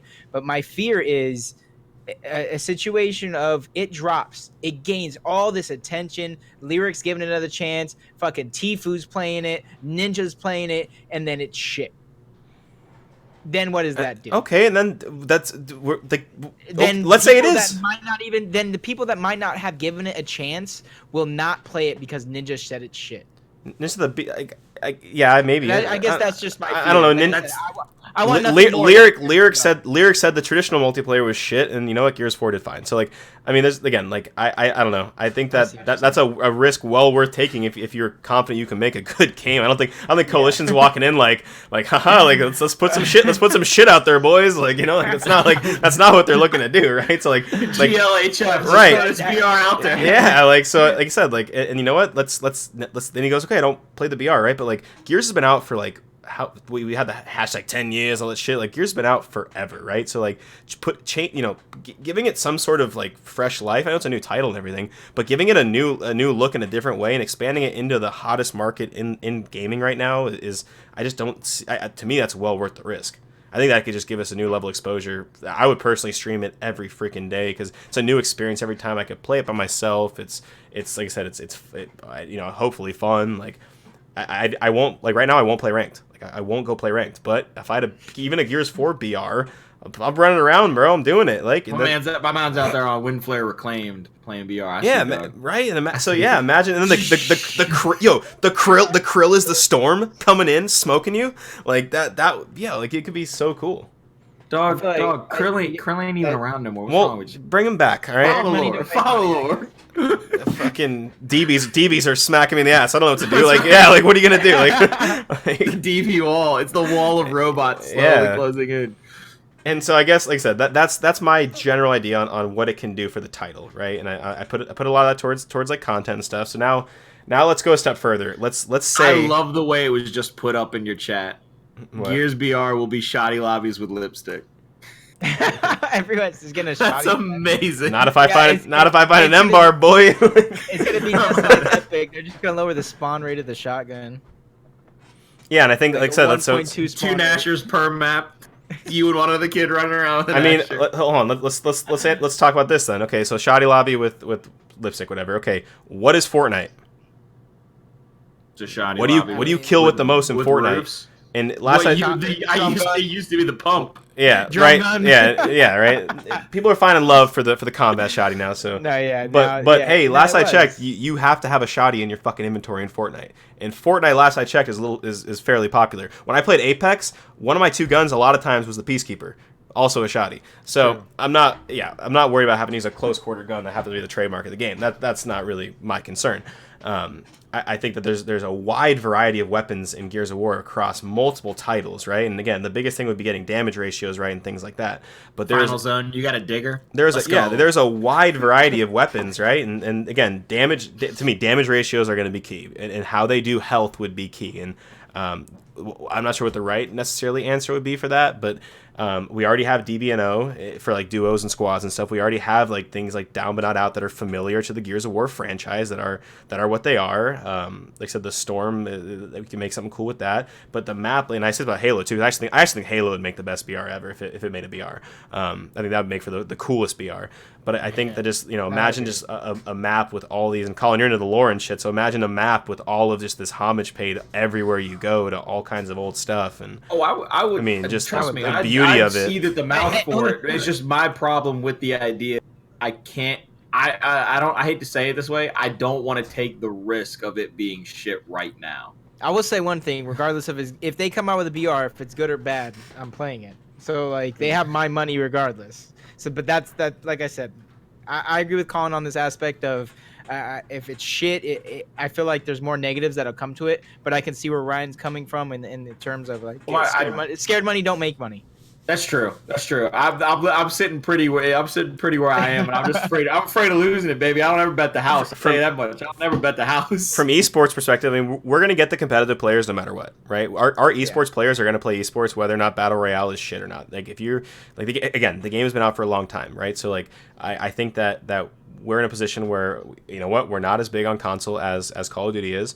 I don't know if our sales are what Halos are even, right? So like we need something to not revitalize us because there's a new game coming out and I'm excited about it, but like something to be new, something to be different, something to be like we've never seen before. So there's guys that when Gears 1 came out, or when Gears 2 or 3 came out, never played Gears again because it wasn't like Gears 1, right? Like, give that guy something to think about, like, man, maybe I should try this one out because it's a little different, right? Like that's new. How do I never played a BR before for Gears. Like how's that going to work, right? Like I think it just creates so much opportunity in a multitude of ways. And again, like we could start talking about how we think to make it good. Let's just say for argument's sake, like it's going to happen. It's up to us to start from the hypothetical. It is good. Right. Why wouldn't we want it? Right. We're the 3-man development team that's tasked with it. Right. Like to me, like I think that damage ratios need to be heavily affected. In Blackout, for example, the damage ratios are affected too. You kill way quicker in pubs than you kill in Blackout and Call of Duty. And of course, there's things like shields and stuff like that. And there's do you do like level 1 would be your lowest armor would be locust armor because it's more makeshift. Well, then we think about that. Do you do leveled armor or do you do like traditional shields like Fortnite? Right. Then those are the things to think about. Right. And then you start to craft together. Do you do like a civilian style thing and then you level up to your cog armor. I was gonna say you could start out as a stranded, and you find like makeshift exactly. swarm or locust armor. You find, and then you can find cog armor throughout the game or whatever. And then from there, If it's you like, have, if, how do you do loot boxes, right? How does loot work, right? Obviously, like That's you already could, in the game, basically. right. You could pick up. So again, like I just think that like so much of this stuff is already kind of in place. And then even take a step further. Someone in the chat just said it would be sick to have like the shield from Gears 2, right? Things like that you the could Mauler pick, shield, that you could pick up and use in the Boom map, shield. right? Like the Frost boom checkers. shield. shields are put down. Like I think that there's just so many over the course of Gears' life cycle. There's so many different things that have been put in the games that you could do so many. Like again, utility, right? We have incense grenades, shock grenades, frag grenades, smoke grenades. We have all these different pieces of utility already existing in the game, right? There's so many things that could be put together in a way that's never been done before. And I think that would be just incredible. And again, a lot of it's already existing. Bring the fucking Bushka back, whatever the hell that thing was called, right? Get the breach shot in there. Fun. Get them, yeah. Maybe what if I pick up a Marksman? You know what? You pick up the double barrel. Bring that piece of shit back, right? Like there's all kinds of things. Whoa! Don't you slander the good name of the double barrel in my presence? Yeah, people throwing the Gorgon in there, the hammer. That'd be kind of nuts. Like there's just so much shit. The hammer of dawn has to come out of a supply drop from the KR. Yeah, then supply drops too. Like there's. You know, so again, there's so many great things about the game across God knows how long, how many years and titles that you could make something. I think you could make something incredible with it. I think incredible. You know what? And when Blackout came out, it was broken. The armor is fucked up. A lot of time. It was. Right. That armor was too strong. Right. And so you know what? They might not get it right off the beginning. They might not. But you know, they might get a lot of it right. So can I throw a little idea at you that kind of goes with Battle Royale, but it's something I saw get talked about a little bit on Twitter, and it was interesting to me because you also talk about how big BR would be for content creators. Mm-hmm. Do you think Gears, because of the way that 4 and then of the way that it looks 5 is being set up, where the main priority of Gears lore in 4, if you play the campaign, is kind of like rebuilding civilization, whether you're with the coalition and you're building these big magnificent cities, or you're with the stranded and you're building kind of these like old school farmhouse areas, would you want to see something along the lines of like a versus population lobby where it's almost like a giant coalition city that you can have whatever you make your standard character? Like I'm Dom walking around because I always play Dom online or whatever, but I'm walking around where I can actually go and buy like loot crates from an NPC or whatever. So it's a little more interactive. There's a little bit more play style or not play style, but like a little more interaction with your community because you see other players roaming around. You might be able to squad up with people through that kind of matchmaking system, almost like a World War II was or a Destiny. Yeah, I mean, I even think about that too. Imagine that side of it too. Coalition, I'm making you bank right now, bro. Listen up. Imagine you could do, like I said, the loot crate stuff where you can customize your character if you want, right? And customize or you go skins into or you have a Dom that's like he's Asphos Fields Dom where he's younger, and you change the camos on him. Yeah, where you do the Commander Dom, but you change his camos to make him look a little more different. Yeah, Fortnite's kind of added things to theirs over the years too, right? Remember when Fortnite came out, there you couldn't change the back bling, you couldn't change the weapon skins,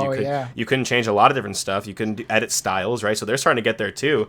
Get ahead of the game, like you said, make a set of things that you could customize, make them customizable. Like you said, start with a base, and you gotta do whatever you gotta do, buy this or earn that, and then you can make a progress system, make a battle pass. I mean, dude, you could do a lot of shit with this. I'm telling you, like it could be cool. I'm with this. I'm here for this. You might be winning me over, Ryan. You might be winning me over. And to be honest, Colin, that's one of the things I thought about the least too, was that side of it. Now I'm adding that to the arsenal going forward, because now there's a money making opportunity here, and you know what, crowdfund esports with it, for fuck's sake, right? Like get some black steel armor in there too, right? Like there's just let's go. Yeah, like I'm here. I think that it could just be so good for us. I don't know. I'm finding more and more positives, and now that we're talking about it.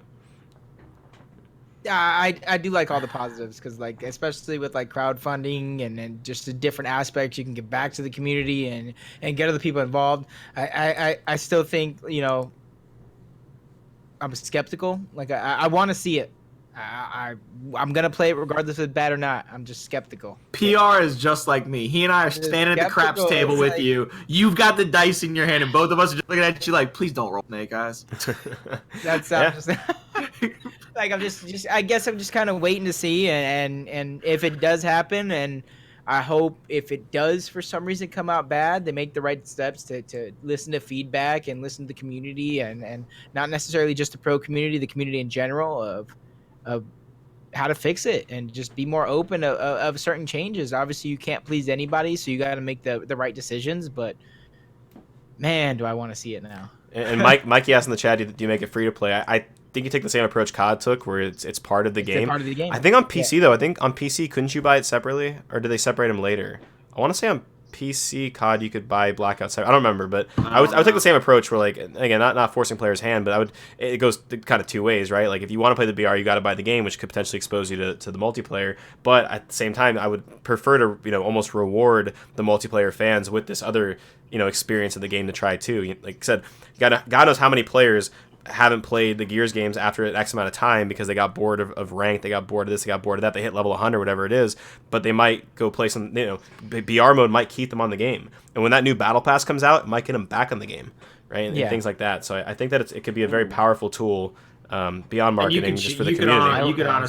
You could change the maps so much with the way that we have so many maps already. Changed. Yeah, we have. And I'm saying like you could do like an emulsion version of it, where like as the storm happens, it's like the storm is basically the emulsion coming out of the sides of the map or whatever for like fall, because the colors are more fall-y colors. For we've already got plenty of winter and all that, especially with Gears 5 having the icy crimson or the icy omen.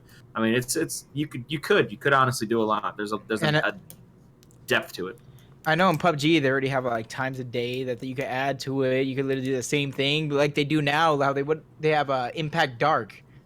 Yeah, Impact Dark. Maybe the Forge and Forge Blitz is the map you loading is at 4 p.m. But next time you load it, it's at 8 p.m. So it's a little bit darker, and then some aspects light up. And again, going back a little bit to some of the content stuff, like one of my favorite things to watch in Call of Duty right now, and they just started doing it recently, happens to be what they call, and this is at their different circumstances, but at their pro league on I think like Fridays, they do Blackout After Dark, and that is so fun. Wicked fun to watch. Right? I don't even like Blackout. I don't think Blackout's that good, but it's really freaking fun to watch. Like it's just a good time. You get to see all your favorite pros go at it, in the same lobby with each other, right? Like that's there's Luminosity versus Optic versus FaZe versus 100 Thieves versus that, all in the same game together at the same time. Can you imagine if you got to have all the Gears teams running at it in the same, that of course asks for things like private lobbies and a bunch of other things that are always really hard to do in BRs in the first place. But just again, there's just so the more we talk about it, the more things we're thinking about, and the more things that we're sprouting ideas from, and the more things that make me just continue to think like there's no reason why we shouldn't. I don't work coalition, so there's no reason they shouldn't try it. I know that takes dev work and time and this and that, and again I'm very naive to that world, but it's the truest definition of Pandora's box. You open it and it's paradise, or you open it and it's Hades. Yep. And if you do, and I think that, and again, Apex did an incredible amount of influencer marketing to get the push they did. But imagine if you do it right, like really right. Apex did Apex did it really, really right. And I'm not gonna. My hot take is not that the Gears BR would do what Apex did, but just to show you the potential of a new one. Even everyone thought that Fortnite would only be the only game, and I know Fortnite's gonna live forever and everything. But Apex came in, made a fucking fantastic product, captivated an audience, and they hit 50 million players fast. So the market's out there. Like those people are out there. Just too much opportunity to me. And again, the more we talk about even, and Colin, like I said, you're the person for this because you know about all the more of the lore stuff I don't know about, and characters and backstories and parts of the map and different iterations of things that I don't even think about, right? So like, there's so much. There's so much out there. Like, to build Sarah and to have Sarah be a living, breathing organism around you would be, for somebody like me, it would just I don't even know what the word would be. It would be orgasmic almost. And it would be unbelievable. Choosing like if you're a cog or a locust, or choosing this and that, and then imagine customizing your own locust or swarm. Like how cool that would be. Like starting with the base of like the goggles character and then just adding a bunch of crazy shit to him. Like I don't know. You could really be unique. You can really make yourself unique, and there's just so much opportunity for Gears. They just need to, I guess, just capitalize on what's out there. Like they're modeling stuff after the length after League of Legends CS:GO. Now if we get a fraction of players saying this is pretty cool, like I'm gonna buy this because of it, right? This is pretty cool, and then even a fraction of those players go try the other modes out, right? There you go. There's a chance. Or you know what, if they're playing the BR, they might say, okay, like, hey, I'm seeing Gears on Twitch. Oh, hey, there's an event this weekend. Like, let me tune into that, right? And then they get to see hams like us up there looking stupid. But you know what I'm saying? Like, there's an old saying with especially with like the dwindling numbers in golf when Tiger Woods got hurt and they started trying to figure out how to make ratings. One of the things they started talking about, and it's a saying in golf, is eyes are eyes no matter the size, and sometimes that's our biggest prize. Where they looked at it in the idea of anybody watching is better than nobody watching. It could be one extra person a weekend, but that's what we're after, is that one extra. Yeah, like I said, it's any exposure to our world, right? Because our game is very unique. Don't forget that too. Our game is so unique, right? And so, like, you know, any and all exposure to something very, very new is good, right? That's yeah. Yeah. Oh yeah. Oh yeah. And man, if they did it right, it'd be you imagine imagine overlooking as you're in the King Raven or whatever, as you're overlooking down at the map too, just seeing all the cool stuff as you're gonna drop in and choosing where to drop, and you know, they could hot drops and shit like that. I'm never going to Raven Down. What's gonna be Tilted Towers and shit like that? Like there's it would be Raven Down. Tilted Towers would be Raven Down and Grid. Those would be the only places that people would drop to start off with. And again, there's a lot of things that you know that would have to be done properly, and there's a lot of things to think about that even we don't think about when it comes to making a balanced battle royale game, and when it comes to balancing all of these different weapons that we're talking about would be so amazing together, and how do you mesh them all together? But I mean, dude, we have a good starting point. We have all of these assault rifle type weapons already with various ranges on them, with various strengths on them. We have close range weapons. We have a multitude of long range weapons across the titles too. We have explosive weapons. We have utility. I mean, we have everything already here. There's no need to innovate some stupid gun, right? We already have a zillion guns, and God knows what new guns are going to put in the game too. Yeah. So imagine shooting a drop shot across the portion of the map, right? And just there's just all kinds of things you could do. You get a Hail Mary from the top of like the top of the escalation map. Like, you know what I'm saying when I say escalation is a map? You shoot a boom shot from the top of that all the way down to the bottom and get like the game-winning kill or whatever. That'd be nasty. Tomahawk grenades. Tomahawk grenade, hell yeah. Tomahawks you could throw across the map, one hit kills. Definitely. Well, like I said, I think hopefully I've converted a few people in the chat to being maybe a potential believer or at least okay with the idea of it. Because again, I think that it could be fantastic, but I think we've kind of I would say potentially exhausted that point, and that will move us on into our final, I'll say, point and a half, because we're still going to talk about Nunez being pro, so I haven't forgot that yet.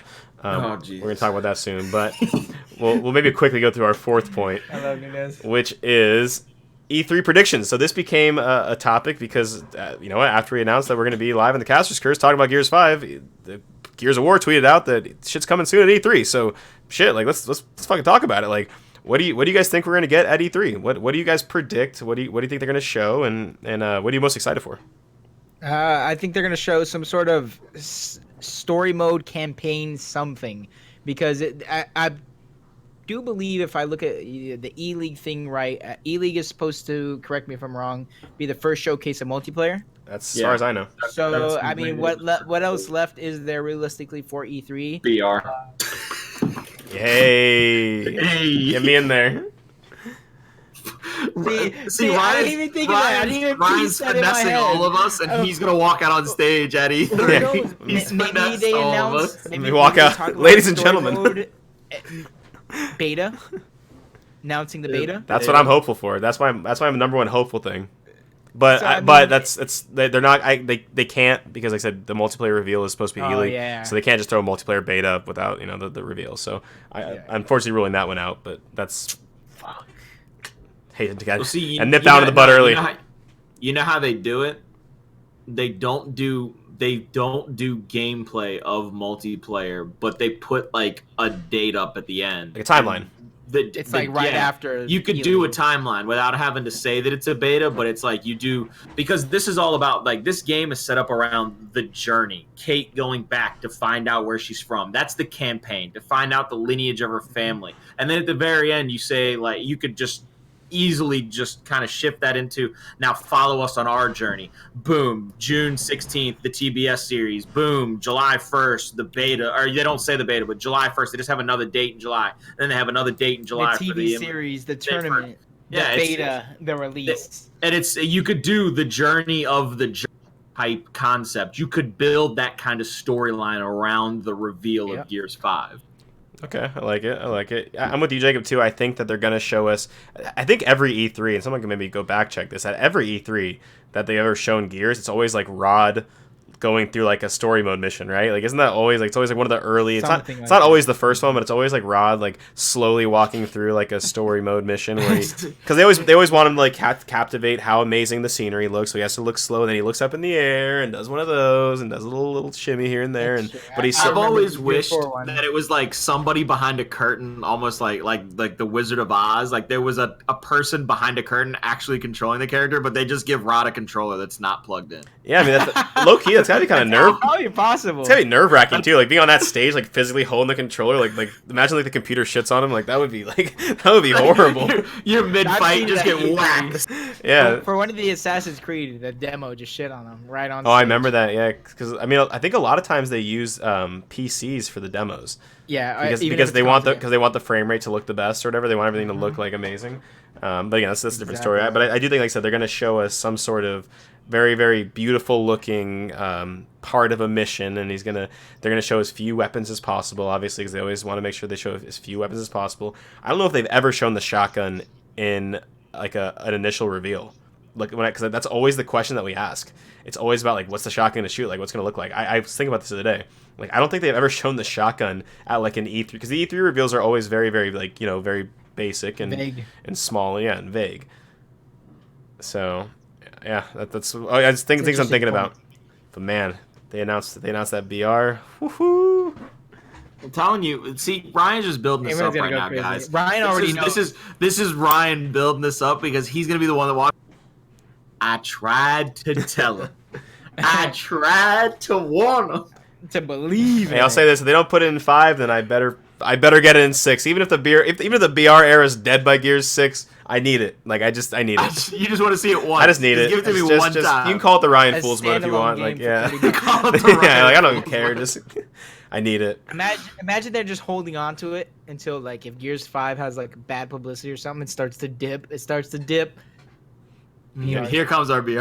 With me at the helm. Yeah. But that's what I hope for, is that a nice storybook reveal, because at the end of the day I go back to just being a lore nerd. I have all the books, I have all the comics, so on and so forth. So for me, I just can't wait to see how it looks, the way that the journey is going to kind of go. And I think that they should build it in that aspect of follow us on our journey like we're following Kate on hers, or something along those lines, because there is going to be. That sounds awesome. Yeah, it's one of those things.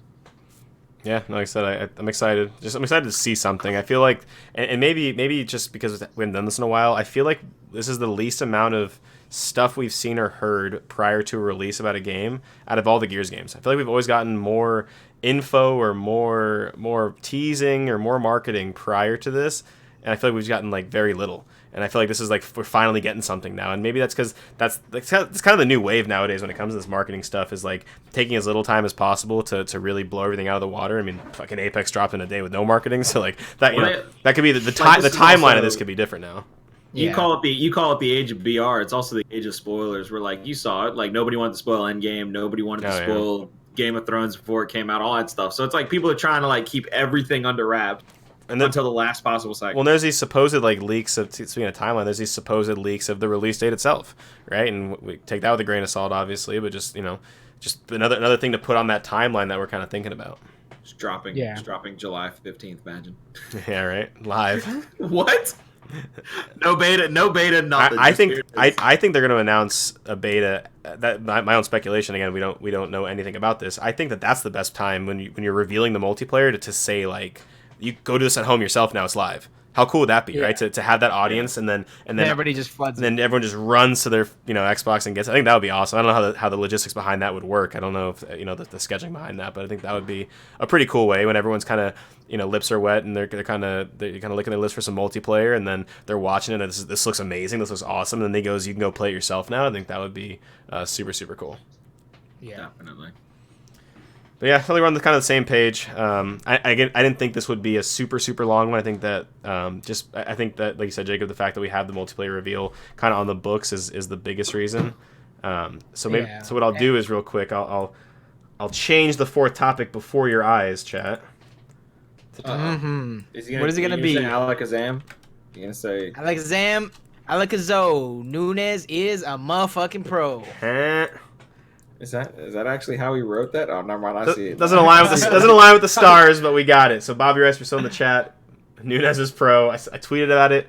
We're talking about it real quick because we had a middle discussion about it. I guess you guys want to talk. We won't target it at just Nunez. Top 8 to top 12. Top 8 versus top 12, whatever you want to call it. Says it is. Whatever the league says it is. You're playing in their league. You're signing your likeness away to appear in their videos, to play on their stage, to play for their money or Coalition's money. It's whatever they said it is, because realistically, if they said it way back in 2006 that top 12 was pro, none of you guys would be saying a damn thing right now. If they said top 4 is pro, you guys would be saying top 4 is pro. So they said top 12 is pro, top 12 is fucking pro. Top 12 gets paid. Top 12 gets the pro emblem. Top 12 gets all the benefits. Yes, only 8 American teams. Did my man add 8 zeros? But wait a minute. Yeah. Very pro. Only the top 8 in North America get flown out, but top 12 total are the people who get flown out. Yes, it's from other regions as well, but top 12 is the marker that everyone is going for in terms behind the scenes. So guess what? You guys can all shut it. Top 12 is pro. Colin, I know you're one of the nicest guys I've ever met, so I think I know what your stance might be on this already, but I want to hear your side of this. I have kind of a backhanded compliment about this. That's the way I work. That's the way I look at it.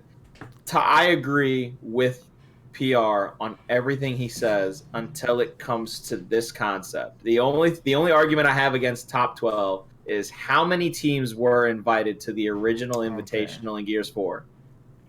Interesting. 8. And how many teams are invited to the Invitational later on this year? We don't know, but all the speculation's towards 8 again. So if the speculation is correct and the original tournament is 8, then I can see the argument for top 8 becoming the standard, the gold standard. Okay, but I can see it. I could definitely see that argument. I 100% even respect that argument.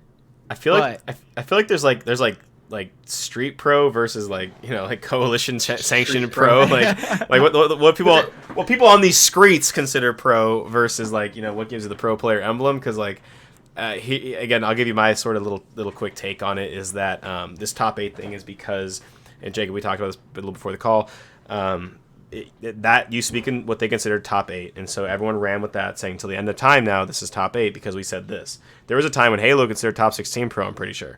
So I mean, it's a little bit of logistics and semantics there, but at the end of the day, whether any of you guys like it or not, Coalition calls the shots. MLG doesn't. MLG runs our tournaments and runs our circuit, but Coalition calls the shots.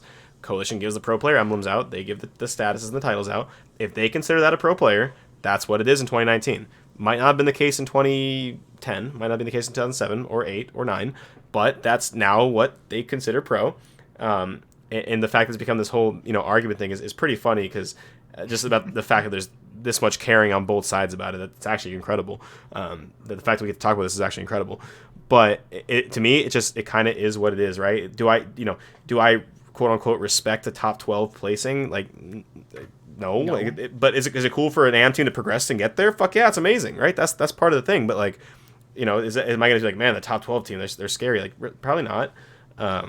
But if that's what it is, and back in the day too, we forget you could place top 8 in 08 or 09, whatever, and you weren't even considered a pro there either. You weren't considered a pro back then unless you were a seeded. You were a seeded top 8 team. So if you placed, you could if you won the event and then you didn't have seeding points to be in the top 8 the next event, you weren't considered a pro still. And you didn't even start in champ bracket still. We all ran around saying, everyone ran around saying they were a pro. This is what it is. And so, yeah, to me, is what it is. And you said, Jake, they pay them too, right? Top 12 gets paid. They pay them. Top 12 teams get paid. Top 8 from North America, top 2 from EU, top 2 from Latin America. But top 12 teams get paid to go to these events as well. So it's like the people that are realistically arguing about top 8 have either never placed top 8 ever, or for the most part, they don't even play anymore. You see Gilbert's response to it? What was Gilbert's response? Gilbert's response to what are you guys on? Are you guys really arguing about this? Shut up and hit a shot. That was basically his response to it. Well, something exactly that what it is. Who the fuck cares? Realistic, go through the name and see who's really trying to discredit This whole thing came up. This whole thing came up because Hydra got top 12, right? And they I like those guys. I'm happy for them. Nuna's one of my best friends in the world, but they've been just annoying on Twitter. Is what it is, right? They've been annoying as shit on Twitter, and so that's pissing people off, and so that's where the argument comes from, right? And but it doesn't change the fact that it is what it is. If I can offer this up from an objective kind of, I just consider, sometimes I look at myself as kind of a historian where I've been from afar, but I've always enjoyed everything about the pro scene, the esports scene for forever.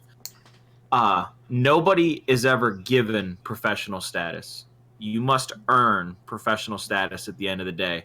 But if there was ever a human being in our community that deserved to be given professional status, it was that man, and he earned it by finishing top 12 in Boston. At the last event of the season, didn't make pools a single event, right? And did a good placing in Mexico too. But like you said, the progression was there. A lot of his teams stuck together, and they made it, right? That's great. So that to me, that's a better story. There you go. Who's top 8 or top 12? You know what? That story alone stands on its own merit as something we should hold our heads up and be proud of, because we bitch so long about people making roster changes that team sticking it out and trying to make the proper moves to become better and better and better, and finally getting that placement, working his way up that ladder, getting to where he needed to be what is considered by the coalition a professional Gears of War player. There's no better story to end the season off with, to end that game off with, if you ask me. It's the feel-good story of Boston. And at the end of the day, the coalition hands out the pro emblems. They write the checks, they make the handbook, they make the rules, they control everything. And if that's what they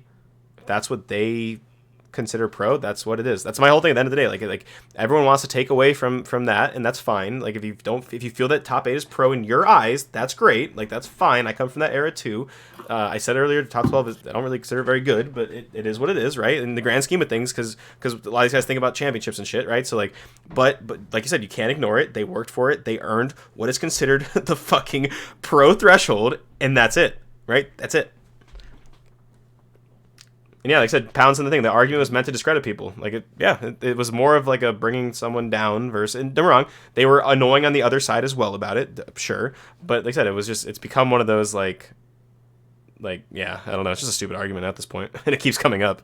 So we're talking about it. Argument. But you know what? So we're talking. We put it to bed. We talk about stupid shit. Nunes is pro. Now has put it to bed on the Castro Curse. Nobody can further argue this. It has been put to bed by Ryan and PR on the Castro Curse. Deal with it. Deal with that fact. Anthony Nunes is a pro. Burger must be free. But I think that'll do it for us tonight, guys. Before we go, Colin, thank you so much for joining us. It has been a pleasure to have you. It will not be the last time. I can promise you that. Do you have any closing words or thoughts? Appreciate you for inviting me into your house, and PR as always. You know I love you, brother. I love having you on the desk. I love being able to chop it with you at all times. So I just am so thankful and grateful to both of you for having me tonight in y'all's house. It has been a pleasure. Jacob, any final thoughts? Better esports modes. Battle Royale. Either please do it right if you're gonna do it. I'm waiting for E3. I'm waiting for E-League. I can't wait for it.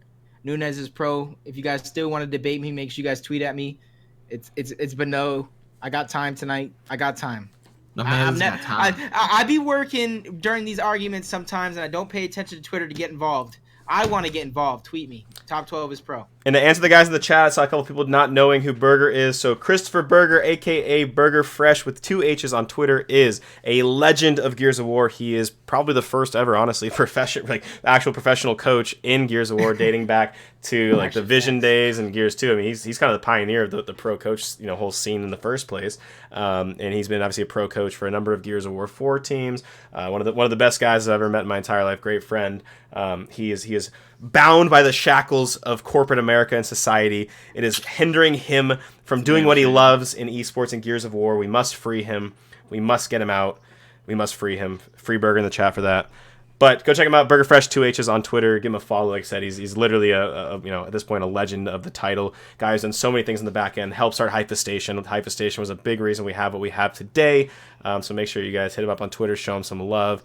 But people, that will do it for episode 6 of the Caster's Curse. It has been such a great time. It was fun to talk about a new game. It was fun to talk about something besides just what happened last week in the esports community. It has been an absolute pleasure. If you are watching on YouTube, please subscribe to the channel. It helps me grow. I'm almost at 100 subscribers, which is really, really cool. I'm trying to get better at the whole YouTube thing and kind of positioning that better. So continue to bear with me as I kind of go through this content journey on my own. But that will do it for episode 6 of the Caster's Curse, guys. Make sure to tune in next week.